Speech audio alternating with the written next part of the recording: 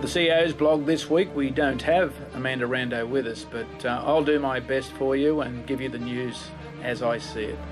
One thing that happened last week was that the Harness Racing Australia had their chief executives and executive meeting, and quite a few matters came out of that those two-day meetings. One of which is of interest, I'm sure, to the community, and that is a change of the racing calendar. It's still a little bit in the making, but it's something that is worthwhile watching as it progresses, and that is where the racing calendar for each year will end in December. The breeding season, of course, won't change, but the racing calendar's there. So if anybody wants to have some input on those points, they should contact Adam Fairley here at Harness Racing New South Wales and offer their opinion. Another matter at Harness Racing Australia, of course, was the whips issue and how we retain them in racing, and there is an assurance that we will retain whips in racing and trialling. However, the rules are being prepared and have almost been signed off by all the states because, of course, we want a national approach to this, both in the rules, the application, and the penalties if we can get to that point. But that's moving along, and we're hoping by January 1 that we have an absolute consensus, an agreement on where we take it, and we'll move forward with consultation, especially here in New South Wales. The UHRA have been a very pivotal role, along with board member Rod Smith, in making sure that we come together. The stewards have been involved as well. So keep an eye on that space. The retention of the whips will be there, but how it's used will be all displayed through an optic, a DVD, which all participants will receive and will sign off on once it is signed off on, of course, by the powers to be. So that's something that's moving along, and people should be interested in that as well.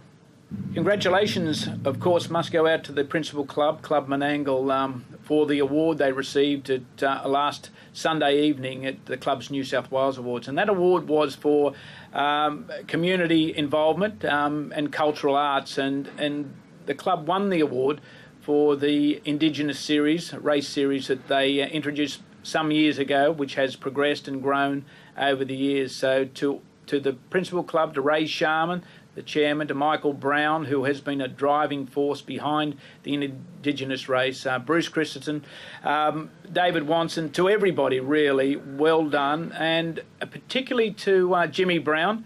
It was Jimmy Brown's idea in the very first place when he said, "Dummo, when are we going to have a race for the blackfellas, for us blackfellas?" Well, Jimmy, we've done it, and the ultimate recognition is there for you people who have helped this industry so much through your involvement. So to all the drivers that are competing now in Wagga, Parkes and Tamworth to make that big final, the JC Caffin Plate at Menangle on the 29th of October, well done to all, and it's great to see that harness racing is recognised in that very, very esteemed area of Clubs New South Wales.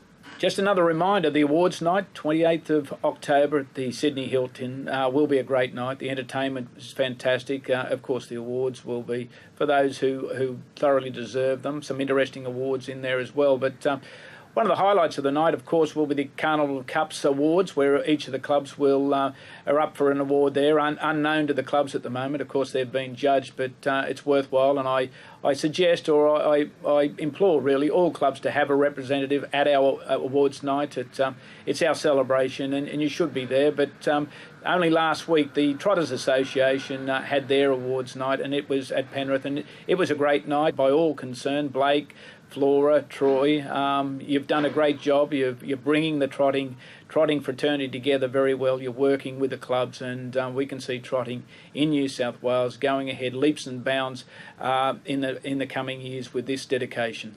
Over the last few months, we have been certainly delivering on our new participants, and when I say new, it's those kids coming out of mini trots and moving into the big game at racing, and it's fantastic that we keep on coming up with new people that are successful with wins and what have you. And our latest person who hit the honour board there is Ash Hart.